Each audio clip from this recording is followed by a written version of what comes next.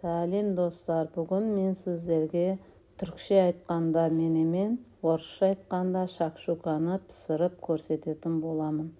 Ішіне керекті салмалар менде жұмыртқа, помидор, пияз, болгар бұрышы, петрушка, 2-3 түк сарымсақ.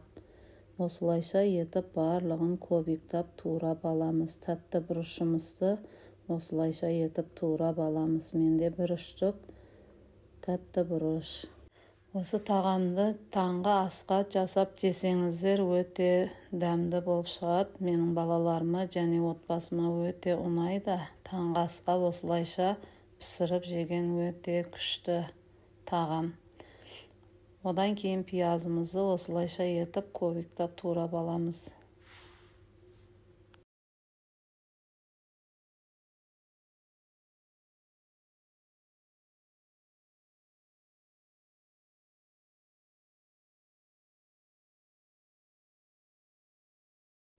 Қызанақтарымызды да осылайша ортасынан бөліп, кішкентай бөліктерге бөліп турап аламыз. Егерде сізде қызанақ болмаса, томат пастасын қоссаңыздар болады.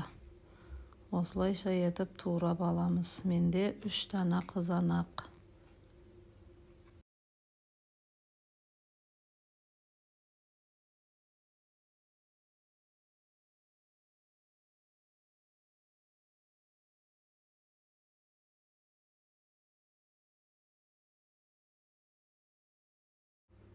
Тапамызды қойып, көз мөлшермен майымызды да құямыз.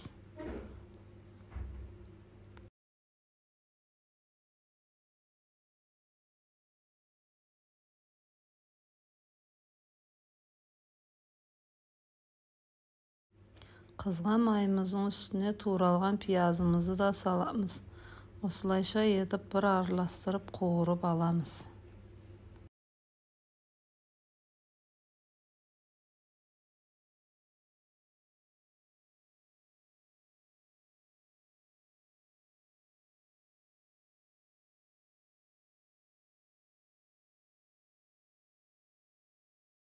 Қуырылып жатқан пияздың үстіне жаңағы тәтті болгар бұрышын да саламыз. Үстіне және де чесногымызды да саламыз.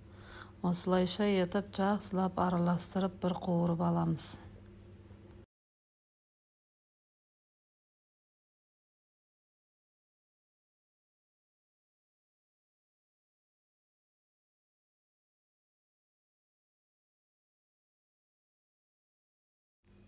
Менде мына жерде аз ғана петрушкаларымызды да осылайша етіп турап аламыз.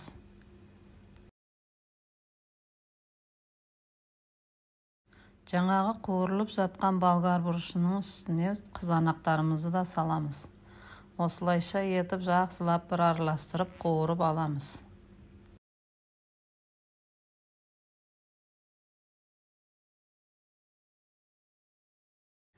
Қуырылып жатқан қызанақтың үстіне менде томатный паста, 2 ас қасық томат пастасын қосамыз.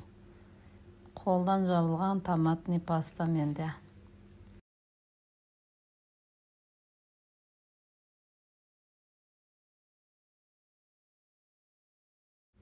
Жақсылап араластырып, бетін 5 минутқа жауып қоямыз.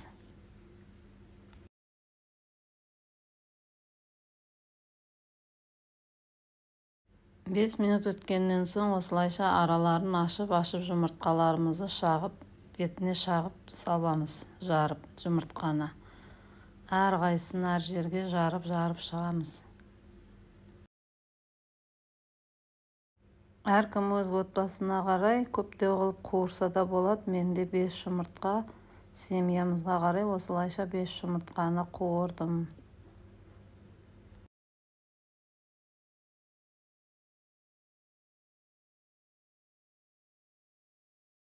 Жұмыртқаларымызды салып болғаннан соң бетіне дәмдеуіштерді салдым. Қара бұрыш, приправа, менде тұз және кинзаның ұнтағын жақсылап араластырып, осылайша бір сеуіп шығамыз.